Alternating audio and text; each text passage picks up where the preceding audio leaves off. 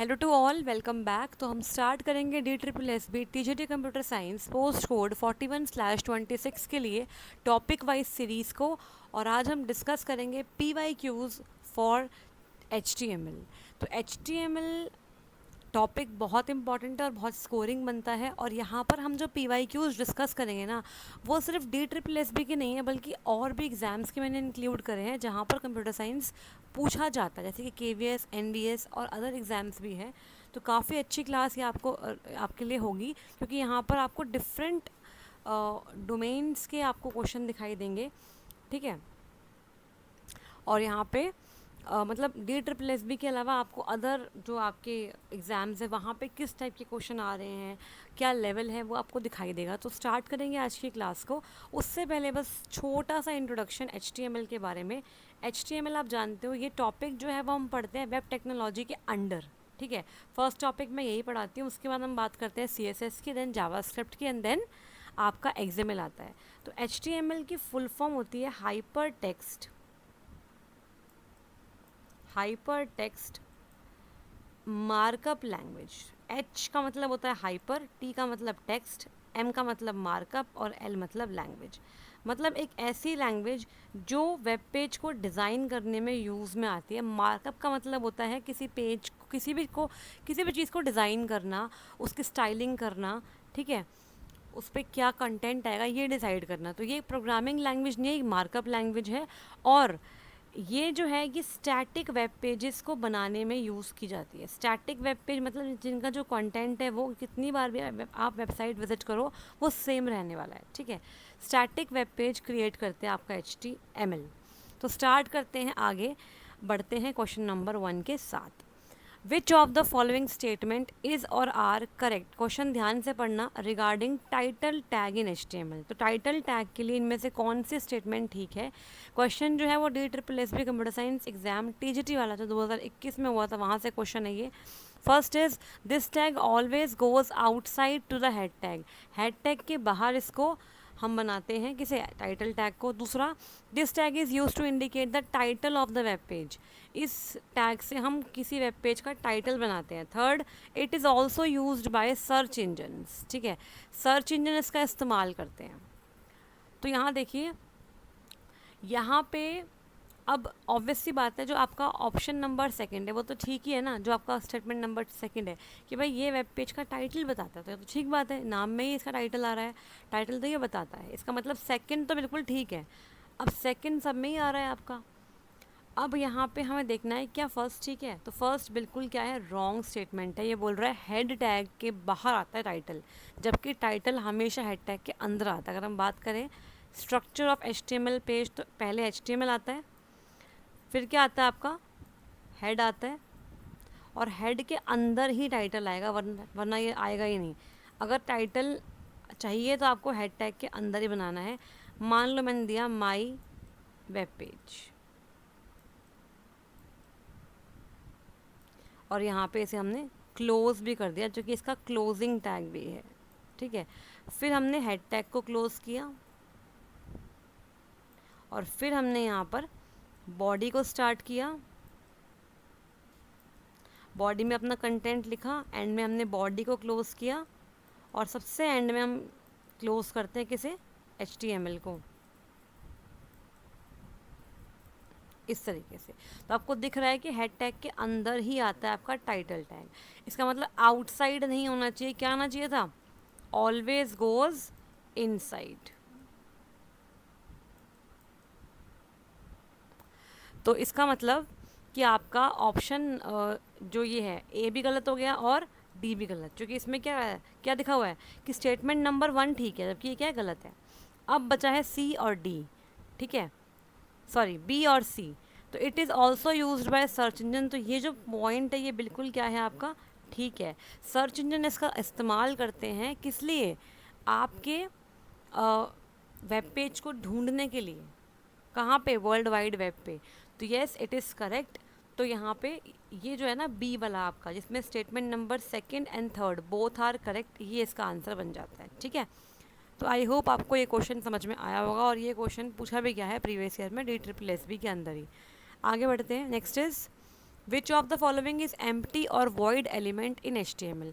तो एम्प्टी बोल लो या वॉइड बोल लो, एक ही बात है। एम्प्टी टैग्स और वॉइड टैग्स हमने डिस्कस भी किए थे, लेकिन यहाँ पर एलिमेंट लिखा हुआ है, तो एलिमेंट का मतलब क्या होता है? एलिमेंट का मतलब मैंने बताया भी था क्लास के अंदर। जैसे मान लो अगर हम बात करें पी टैग की, तो पी टैग तो हमारा कंटेनर टैग है, ठीक है, ये एक टैग है। अगर हम बात करें बॉडी, ये एक टैग है। लेकिन अगर मैंने लिख दिया पी टैग में वेलकम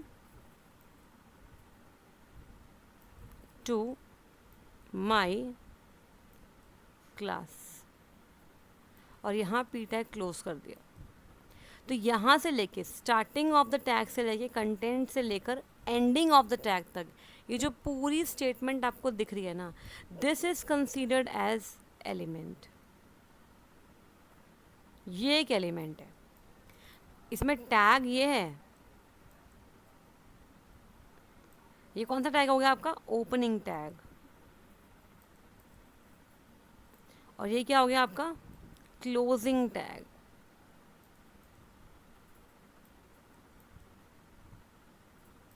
अब जो आपके एम्प्टी और वॉइड एलिमेंट होते हैं ना, इसमें क्या होता है, सिर्फ और सिर्फ हम क्या करते हैं, इसके अंदर हम आपके जो टैग यूज़ करते हैं उसको सिर्फ ओपन करते हैं, क्लोज करने की रिक्वायरमेंट नहीं होती है, ठीक है।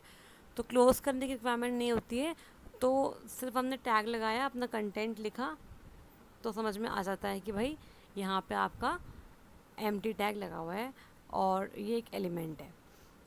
कंटेंट के साथ है तो एलिमेंट है, सिर्फ टैग है तो टैग बोलेंगे इसको। तो इसमें बोला है P tag, B R tag, A B B R tag या फिर एस यू पी टैग। तो पी टैग तो आपका होता है कंटेनर टैग, तो ये तो वैसे ही गलत हो गया। एब्रीवेशन वाला भी क्या होता है आपका? कंटेनर टैग होता है। इसमें ओपनिंग और क्लोजिंग दोनों होते हैं। और आपका जो सुपर स्क्रिप्ट है या फिर सब स्क्रिप्ट है, ये भी क्या होता है? कंटेनर टैग होता है, तो ये भी इसका आंसर नहीं है। सिर्फ बी आर टैग है जिसका इस्तेमाल हम करते हैं, किस लिए? लाइन ब्रेक को अपने वेब पेज पे लाने के लिए। लाइन ब्रेक करना है कहीं आपको, तो उसलिए हम इस्तेमाल करते हैं बी आर का, ठीक है। तो कई बार आपको ना बी आर ऐसे लिखा मिलेगा, बी आर स्लैश पीछे की साइड, तो ये भी चल जाएगा, इसमें भी कोई दिक्कत नहीं है, ठीक है। या तो ऐसे लिखा मिलेगा या फिर सिंपल बी आर लिखा मिलेगा, तो दोनों ही क्या है? एम्प्टी टैग को ही दिखा रहा है। क्लियर है? ये कुछ ब्राउज़र्स का फ़र्क होता है। मॉडर्न ब्राउज़र्स में ये भी चल जाता है, लेकिन ओल्ड ब्राउज़र में सिर्फ ये वाला ही चलता है। आगे बढ़े। Next is which of the following form is correct to show a comments in the HTML language. तो कमेंट आप जानते हो, हर लैंग्वेज में कमेंट होते हैं, चाहे प्रोग्रामिंग लैंग्वेज हो या फिर आपकी कोई और लैंग्वेज हो, स्क्रिप्टिंग लैंग्वेज, उसमें भी कमेंट होते हैं। तो कमेंट का मतलब होता है, कमेंट ऐसी स्टेटमेंट होती है जो यूज़र रखता है अंडरस्टैंडिंग पर्पज़ के लिए, जिससे आपका जो जैसे मान लो अगर हम बात करें प्रोग्रामिंग लैंग्वेज की, तो उसमें जो आपका इंटरप्रेटर या कंपाइलर है वो उसको उस स्टेटमेंट को रीड ही नहीं करता, इग्नोर करता है। ऐसे अगर हम बात करें वेब ब्राउज़र की, चूँकि वेब ब्राउज़र हमारे जो HTML कोड हम लिखते हैं उसको समझता है ना, उसको कन्वर्ट करता है उनके रिस्पेक्टिव इफ़ेक्ट्स के अंदर। तो वहाँ पे जो वेब ब्राउज़र है वो उन स्टेटमेंट को इग्नोर करता है जो कमेंट्स होते हैं। तो कमेंट्स शो कैसे करते हैं HTML में? क्या फर्स्ट ऑप्शन है गलत, सेकंड गलत, थर्ड गलत, फोर्थ ऑप्शन बिल्कुल ठीक है। आपको लगाना है एक्सक्लेमेटरी मार्क, 2 हाइफन, फिर अपना जो भी कमेंट है वो आपने यहाँ पे लिख दिया। उसके बाद अगेन आपको यहाँ पर, अच्छा ये भी, इसमें भी गड़बड़ी है, यहाँ पे 2 हाइफन लगेंगे ऐसे और फिर ये ऐसे बंद होगा। आई थिंक ये ऑप्शन में मिसप्रिंट हो गया है, यहाँ पे 2 हाइफन थे, शायद वो कॉपी पेस्ट करने में इधर उधर हो गया, तो यहाँ पे यही ऑप्शन बनता है जो करेक्ट लग रहा है मुझे। तो ये 2 हाइफन भी आएंगे, ये होता है correct way of giving a comment in HTML web page, ठीक है। तो ऑप्शन नंबर डी है, ये मिसप्रिंट थोड़ा सा हो गया कॉपी पेस्ट करने में यहाँ पे, क्योंकि हमने पेपर से डायरेक्टली उठाया है, तो ये हो सकता है 2024 में आया था डिजिटल कंप्यूटर साइंस में, इसको आप ठीक कर लेना। कमेंट ये होता है, ठीक है। Next is which of the following statement about HTML attribute is false. ये फॉल्स और ट्रू वाले क्वेश्चन ज़रूर देख लेना, 2018 में आया था ये। HTML element can have attributes. HTML element के पास एट्रीब्यूट हो सकते हैं, बिल्कुल हो सकते हैं। जैसे कि आपका बॉडी के अंदर BG कलर होता है ना। इसके अलावा आपका बहुत से आपके एट्रीब्यूट है, जैसे आपके पैराग्राफ में अलाइन एट्रीब्यूट होता है, अलाइन करने के लिए पैराग्राफ को। इमेज में एसआरसी एट्रीब्यूट है, एंकर टैग में आपका एचरेफ एट्रीब्यूट है। तो एट्रीब्यूट होते हैं आपके एलिमेंट्स के, ठीक है। Attribute provide the additional information about an element. Attribute additional information देता है एलिमेंट के बारे में, ठीक है, ये भी ठीक है। एट्रीब्यूट से हम, जैसे मान लो ALT एट्रीब्यूट है, तो इमेज का ALT एट्रीब्यूट क्या बताता है कि भाई इसको जब यूज़ कर रहे हैं जब हमारी इमेज ढंग से लोड नहीं हो पा रही because of any URL issue in the image, या फिर आपका इंटरनेट बहुत स्लो है, तो उस केस में आपको ALT यूज़ करके ऑल्टरनेट टेक्स्ट दिखाना है उस इमेज की जगह पे। तो इसका मतलब ALT एट्रीब्यूट एडिशनल इन्फॉर्मेशन दे रहा है किसके बारे में, एलिमेंट के बारे में, कि भाई यहाँ पे ये वाली पिक्चर आनी थी लेकिन आई नहीं है, तो वहाँ लिखा हुआ है ट्रीज़, तो आपको समझ में आएगा यहाँ पे ट्रीज़ की पिक्चर लोड नहीं हो पाई है बिकॉज ऑफ एनी रीज़न, ठीक है। तो ये भी ठीक है। Attributes are always specified in end tag, ये गलत है, कभी भी एंड टैग के अंदर एट्रीब्यूट नहीं देते हैं, हमेशा स्टार्ट टैग के अंदर देते हैं। तो यहाँ पे एंड टैग ना के क्या आएगा, start tag. Attribute usually come in name value pair, बिल्कुल ठीक बात है, नेम होता है और वैल्यू होता है जिन्हें हम प्रॉपर्टी वैल्यू पेयर्स भी कहते हैं, तो ये बिल्कुल ठीक बात है। जैसे मान लीजिए बॉडी लिखा हुआ है, बॉडी स्टार्टिंग टैग है, मैंने यहाँ लिख दिया BG कलर,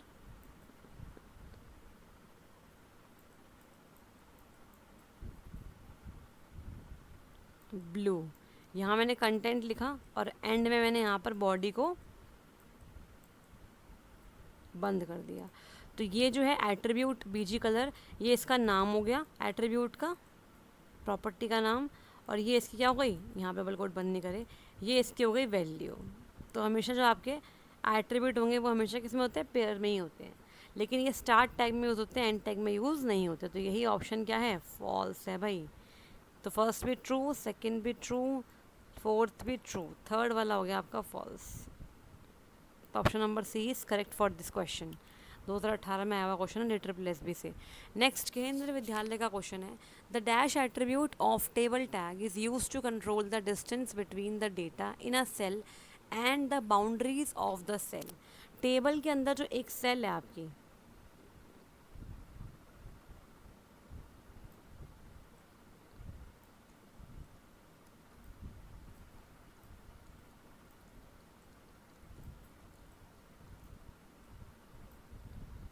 ठीक है, ये जो सेल है, ये एक सेल, ये एक सेल है, इस सेल के अंदर मैं यहाँ बनाती हूँ एक सेल, ये रही, यहाँ पे लिखा हुआ है 26, ठीक है।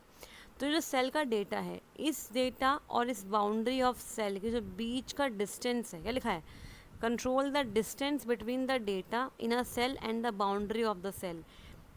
डेटा ऑफ सेल और बाउंड्री ऑफ सेल के बीच का जो डिस्टेंस है उसे हम किस एट्रीब्यूट से रिप्रेजेंट करते हैं, उसे हम किस एट्रीब्यूट से दिखाते हैं, हमें कम करना ज़्यादा करना है। तो टेबल टैग का एट्रीब्यूट है, उसका नाम क्या होगा, कॉल स्पैन होगा, रो स्पैन होगा, सेल पैडिंग या सेल स्पेसिंग।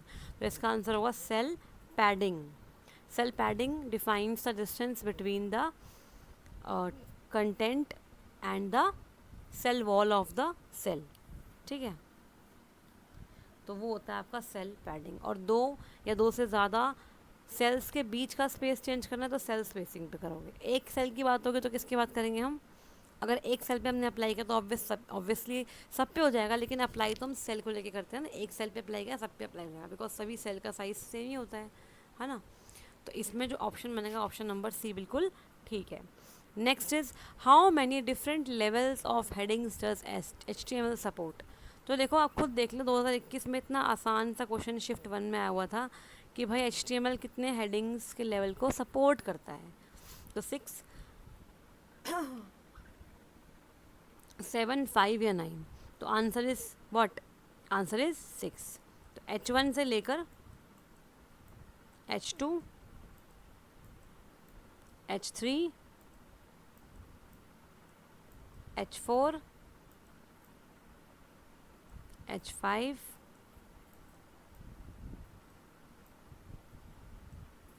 H6, ठीक है, जिसमें आपका जो H1 है वो आपकी होती है लार्जेस्ट हेडिंग।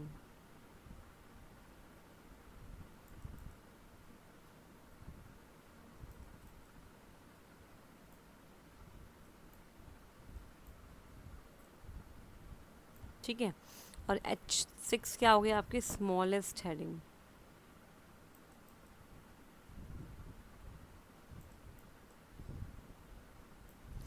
तो यहाँ पे साइज़ क्या होता है, डिक्रीज़ करता है हेडिंग का ऊपर से नीचे की तरफ, ठीक है। जैसे H4 का साइज़ और कम होगा H3 के मुकाबले, ठीक है जी। आगे बढ़े। The correct sequence of HTML tag for starting a web page. आपको एक वेब पेज क्रिएट करना है HTML का इस्तेमाल करके, सीक्वेंस ऑफ टैग्स पूछा हुआ है। तो ऑब्वियसली स्टार्ट कहाँ से करोगे, HTML से करोगे, तो ये भी गलत हो गया और ये भी गलत हो गया। फिर HTML के बाद बॉडी आता है क्या, फिर टाइटल, फिर हेड, ये तो गलत हो गया। टाइटल पहले क्यों आएगा, हेड बाद में क्यों आएगा, तो ऐसे गलत है। तो पहले HTML, फिर हेड, फिर टाइटल, फिर बॉडी। हेड के अंदर टाइटल आएगा, फिर बॉडी आएगी, ये बिल्कुल ठीक है। Option number D is correct, ठीक है। देख लो, ये आपका आया था RSSB computer science SCI paper 2 2022, तो राजस्थान में ये क्वेश्चन आया हुआ था। Next is in HTML you can set the content font size using the dash attribute and the default size of the font is dash. Just a minute. देखिए, मैंने आपको पढ़ाया हुआ है कि जो आपका फॉन्ट है, फॉन्ट एक एट्रीब्यूट है। क्या है ये, एट्रीब्यूट, जो आप किसी भी टैग के साथ यूज़ कर सकते हो, जिसमें भी आपको फॉन्ट चेंज करना है, पैराग्राफ का करना है उसका कर लो, डिव में लगाना है डिव में लगा लो। तो आप टेक्स्ट का क्या कर सकते हो, फॉन्ट साइज़ यहाँ पर चेंज कर सकते हो फॉन्ट एट्रीब्यूट के इस्तेमाल से, ठीक है। तो font size using the font attribute, font attribute का हमारा ये रहा, इनमें से मतलब बी आपका डी आंसर होगा, क्योंकि जो एट्रीब्यूट यूज़ में आ रहा है वो तो फॉन्ट है, साइज़ तो कोई एट्रीब्यूट है ही नहीं, तो गलत हो गया। अब क्या है, बाय डिफ़ॉल्ट साइज़ क्या होता है इस फॉन्ट एट्रीब्यूट का, मतलब इसका साइज़ क्या लेंगे हम, अगर हमने कोई भी साइज़ नहीं दिया, फॉन्ट में कोई साइज़ नहीं दिया, तो बाय डिफ़ॉल्ट साइज़ क्या रहेगा आपके टेक्स्ट का, तो answer is option number D 3 होता है इसका बाय डिफ़ॉल्ट साइज़, ना कि बी, ठीक है। तो आप जिस भी पैराग्राफ के ऊपर जहाँ भी आपको फ़ॉन्ट लगाना है वहाँ पे आप लगा सकते हो। और अगर आपने साइज़ मेंशन नहीं किया तो ये कौन सा लेगा, ये बाय डिफ़ॉल्ट क्या लेगा आपका, बाय डिफ़ॉल्ट ये 3 साइज़ ले लेगा, ठीक है। चलिए, अगर आप चाहो तो चेंज कर सकते हो, और इसका जो मैक्सिमम साइज़ है वो 7 तक ही जाता है, इससे ऊपर नहीं जाएगा, ठीक है। इसके लिए फिर आपको CSS का इस्तेमाल करना पड़ेगा। तो CSS से हम क्या कर सकते हैं, इसमें बदलाव ला सकते हैं। चलिए, एक सेकंड रुकिएगा।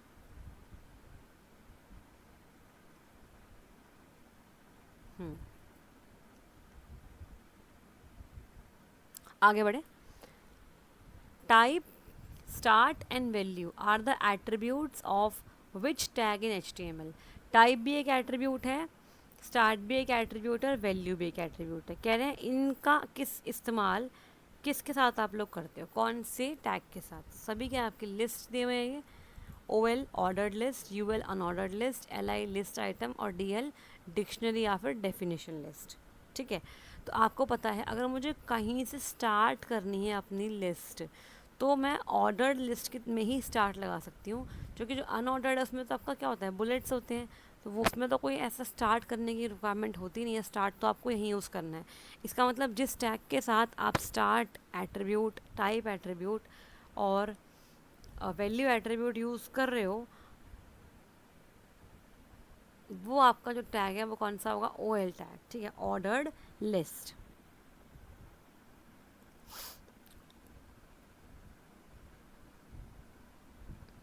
तो OL टैग का आप यूज़ करोगे। आपको पता है बाय डिफ़ॉल्ट जो आपकी नंबर्ड लिस्ट होती है उसे हम बोलते हैं OL लिस्ट, वो स्टार्ट 1 से होती है, पर अगर आप चाहो तो आप किसी भी नंबर से इसको स्टार्ट करा सकते हो, ठीक है। तो इसमें स्टार्ट भी एट्रीब्यूट यूज़ में होता है और आपका वैल्यू एट्रीब्यूट भी यूज़ में आता है, ठीक है।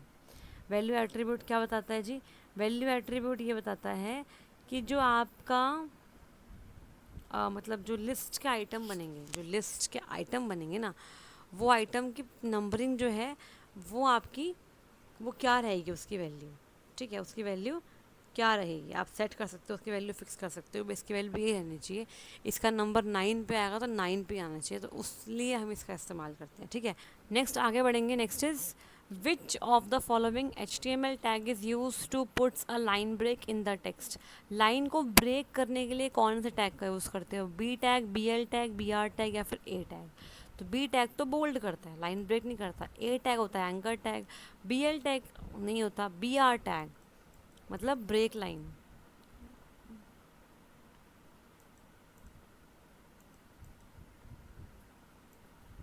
ठीक है, इसका इस्तेमाल करके हम लाइन ब्रेक लाते हैं अपने वेब पेज में, और ये कैसा है? एक एम्प्टी टैग है। Next is which of the following HTML element do not have a closing tag. किस में क्लोजिंग टैग नहीं होती? टेबल में तो होती है, फ्रेम में होती है, लिंक में भी होती है, इमेज में नहीं होती है। इमेज में नहीं होती है, इसका आंसर क्या हो गया? C हो गया। इसी में क्या होता है? क्लोजिंग हम नहीं करते, डायरेक्टली हम लिखते हैं इमेज, फिर सोर्स SRC इक्वल्स टू जहाँ से भी आप फाइल को ले रहे हो URL आएगा उसका, और उसके बाद फिर आप चाहो तो ALT एट्रीब्यूट लगा दो, या फिर नॉर्मली भी इसको रख सकते हैं। और ये ऐसे रहता है, इसमें कोई भी क्लोजिंग वाली टैग की रिक्वायरमेंट नहीं होती है। ठीक है, तो इसमें यहाँ पे ध्यान देने वाली बात है ये। Next is what is the purpose of HTML in a web application. Application के अंदर HTML बनाया क्यों गया है? तो ये जो क्वेश्चन लास्ट वाला था, ये कहाँ से आया था? UPLT से। अच्छा, अभी 2026 में ही आया था ये तो। नेक्स्ट है BPSC का है, कंप्यूटर साइंस का, PGD Tier 3 का 2024 कि HTML का पर्पस क्या होता है? To define the structure of web pages, to style web pages, to add interactivity to web pages. ठीक है, तो यहाँ पे सारा ही ऑप्शन ठीक लग रहे हैं मुझे तो, है ना। देखो, स्टाइल तो करता ही है और स्ट्रक्चर तो बताता ही है, और कहीं ना कहीं इंटरेक्टिविटी थोड़ी बहुत तो इसमें है ही, है ना। इसके टैग्स का इस्तेमाल करके यूज़र कुछ तो इंटरेक्टिविटी कर लेगा अपने वेब पेज के साथ, तो इसमें ये वाला ऑप्शन भी हम मानेंगे। तो ऑप्शन नंबर D है, more than one of the above, तो ये बनेगा इसका answer, option number D। Next बढ़ेंगे आगे। Which of the following is mandatory attribute of image tag and embed tag? Image tag और एम्बेड टैग का mandatory मतलब जो एट्रीब्यूट आपको डालना ही डालना है वो कौन सा है? ये नवोदय विद्यालय समिति कंप्यूटर साइंस 2017 से क्वेश्चन है ये। तो ऑप्शन है बॉर्डर, हाइट, विथ या SRC मतलब सोर्स। देखो, इमेज टैग आप जानते हो क्या होता है? आपके वेब पेज पर अगर इमेज इंसर्ट करनी है, तो एम्बेड टैग क्या होता है? इसका इस्तेमाल करके हम कोई भी किसी दूसरे अन्य वेबसाइट या अन्य लिंक, एक्सटर्नल लिंक का कोई भी वेब पेज, कोई भी टेक्स्ट या कोई भी इमेज या कोई वीडियो फाइल कुछ भी अपने वेब पेज पे अगर लाना चाहते हैं तो उसके लिए हम एम्बेड का इस्तेमाल करते हैं। फॉर एग्जांपल मैं चाहती हूँ, जैसे मान लो मेरा एक वेब पेज नेचर के बारे में है, ठीक है, और नेचर के बारे में मैं बात कर रही हूँ अपने वेब पेज पे, और नीचे मैंने एक वीडियो चलानी है जो कि नेशनल ज्योग्राफिक चैनल की वेबसाइट पे है, मुझे उस वीडियो को अपने यहाँ चलाना है। तो मुझे अगर वीडियो इंसर्ट करनी है किसी पर्टिकुलर दूसरे एक्सटर्नल लिंक से, तो उस केस में मैं एम्बेड का इस्तेमाल करूँगी। If I want to use external links on my own web page, तो आप एम्बेड का इस्तेमाल करते हो। ठीक है, तो अब इसमें देखो, बॉर्डर होना बात की बात है, हाइट और विड्थ सेट करना बात की बात है, सबसे इंपॉर्टेंट है सोर्स। अगर मैं सोर्स ही नहीं बताऊंगी कि मैं कहाँ से लेके आ रही हूँ, उसका URL क्या है, तो क्या वो काम करेगा? नहीं करेगा। एग्जाम्पल एक बार देख लेते हैं इमेज टैग का, आप जानते हो। एम्बेड टैग का एक बार देख लो। The term embed generally refers to the act of incorporating the external content within a document और अ वेब पेज। अपने डॉक्यूमेंट या वेब पेज पे आपको एक्सटर्नल कंटेंट को लेके आना है, तो एम्बेड टैग का इस्तेमाल हम करते हैं एक्सटर्नल सोर्सेज को दिखाने के लिए, जैसे कि मल्टीमीडिया की फ़ाइल हो, कोई अदर वेब पेज हो, या कोई अदर इंटरेक्टिव कंटेंट, इमेज या कोई म्यूज़िक फ़ाइल हो, उसको आप डायरेक्टली अपने वेब पेज पे दिखाना चाहते हो, तो वहाँ इस्तेमाल करते हैं हम एम्बेड का। जैसे कि एम्बेड टाइप, यहाँ पे कोई वीडियो है, इसका फॉर्मेट है WebM, और वो ये वाला इसका सोर्स है, ये इसकी विड्थ और ये हाइट। तो ये दोनों एट्रीब्यूट जो है ना, ये मैंडेटरी नहीं है, but this is the mandatory attribute. ठीक है, कि क्या है आपका? मैंडेटरी है। अब अगर मान लो मुझे कोई HTML फाइल किसी और वेब पेज से यहाँ लेके आनी होती, तो मैं यहाँ पर कर देती टेक्स्ट, ठीक है, /HTML। मान लो HTML की फ़ाइल होती वो, या अगर मान लो कोई इमेज होती, तो मैं क्या कर देती, उसका इमेज को मैं कर देती इमेज स्लैश, मान लो JPG फॉर्मेट है। तो इस तरीके से आप टाइप में बताते हो कि किस टाइप का आपका मल्टीमीडिया फाइल है और उसका टाइप क्या है, मतलब उसका जो एक्सटेंशन है वो क्या है, HTML है, JPG है, PNG, कौन सी टाइप की इमेज है। तो इस तरीके से हम काम में लेके आते हैं। तो SRC एट्रीब्यूट इसका क्या हो गया, मैंडेटरी एट्रीब्यूट दोनों ही टैग्स के लिए है। नेक्स्ट देखते हैं क्या है, while making the bulleted list which of the following options are available. Kendriya Vidyalaya का क्वेश्चन है, अगर हम बुलेट लिस्ट बनाना चाहते हैं तो कौन कौन से ऑप्शंस अवेलेबल है। स्क्वायर, डिस्क, ट्राइंगल तो होता ही नहीं है, ट्राइंगल होता ही नहीं है भाई, ट्राइंगल होता ही नहीं है। तो डिस्क, स्क्वायर और सर्कल होते हैं, जिसमें बाय डिफ़ॉल्ट क्या होती है आपकी डिस्क होती है। अगर आपने कोई भी टाइप नहीं दिखाया तो बाय डिफ़ॉल्ट कैसी लिस्ट बन के आएगी आपकी, डिस्क वाली, मतलब जो आपके फील्ड सर्कल्स है वैसी आपको लिस्ट दिखाई देगी, कौन सी, बुलेट लिस्ट। ठीक है, नेक्स्ट देखते हैं। The dash attribute of the tag is use to specify the section names while creating the internal link. अगर मुझे एक ही वेब पेज पर डिफरेंट क्या होते हैं, लिंक्स लगाने, इंटरनल लिंक्स। जैसे मान लो आपने देखा होगा कई बार वेबसाइट के नीचे लिखा होता है click here to go to top, या टॉप पे लिखा होता है, टॉप पे क्लिक करके एकदम से आपका जो कर्सर है वो टॉप पे पहुंच जाता है। तो ऐसे कैसे होता है, हमने क्या कर रखा होता है, उस वेब पेज पर इंटरनल लिंकिंग कर रखी होती है। मतलब हमने किसी और अदर वेब पेज को लिंक नहीं किया, उसी वेब पेज के अंदर किसी टेक्स्ट पे क्लिक करने पे हम उसी वेब पेज में कहीं जगह पे पहुंच जाते हैं। तो उस केस में हम यूज़ करते हैं कौन से एट्रीब्यूट का, हम वैसे यूज़ करते हैं एंकर टैग का। एंकर टैग हमारा लिंक के लिए यूज़ होता है, लेकिन जो एट्रीब्यूट यूज़ करते हैं एंकर टैग का इंटरनल लिंकिंग के लिए, वो हमारा होता है कौन सा, आईडी एट्रीब्यूट। आईडी एट्रीब्यूट का इस्तेमाल हम ज़्यादा तरीके से करते हैं इंटरनल लिंकिंग बनाने के लिए। और इस तरीके से मान लीजिए हमने किसी पर्टिकुलर पैराग्राफ को आईडी दे रखी है, मान लेते हैं कोई पैराग्राफ है, इसकी आईडी है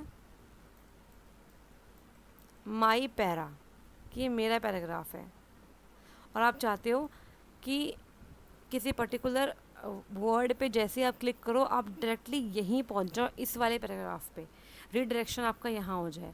तो वहाँ पे आप क्या लिखोगे, वहाँ पे आप उस जगह जहाँ से क्लिक करके आपको यहाँ पहुँचना है, वहाँ आप लिखोगे एंकर टैग, फिर HREF एट्रीब्यूट, और इक्वल्स टू के अंदर सिर्फ और सिर्फ आपको डबल कोट्स के अंदर एक तो हैश लगाना है, जो कि आईडी दिखाने के लिए हैश लगाते हैं। और फिर आईडी का नाम क्या है, माई पैरा। बस इतना आप लिखोगे। जैसे ही आपने मान लो उस वर्ड पे क्लिक किया, उस वर्ड का नाम है क्लिक मी, क्लिक मी पे आपने क्लिक किया और यहाँ पे एंकर टैग क्या हो गया आपका, क्लोज हो रखा है। एक सेकेंड, ये क्लिक मी पे क्लिक करते ही ये आपको वहाँ जाके मतलब शो करेगा जहाँ पे आपका ये पैराग्राफ अवेलेबल होगा। तो एक ही पेज पे इंटरनल लिंकिंग करने के लिए we will use ID attribute, जिसे आप हैश से रिप्रेजेंट करते हो। तो option number B is correct. तो इसी के साथ हमने जितने भी क्वेश्चन थे हमारे आज की क्लास में, जो कि PYQs थे HTML टॉपिक के, वो सारे कवर कर लिए हैं। आई होप आपको सारे क्वेश्चन समझ में आए होंगे। फिर भी कोई डाउट रहता है तो आप ज़रूर से अपने डाउट को लेके आइएगा, डिस्कस करेंगे, और फिर नेक्स्ट क्लास में मिलते हैं आपसे अगले किसी टॉपिक के PYQs के साथ। Thank you so much, all the very best all of you.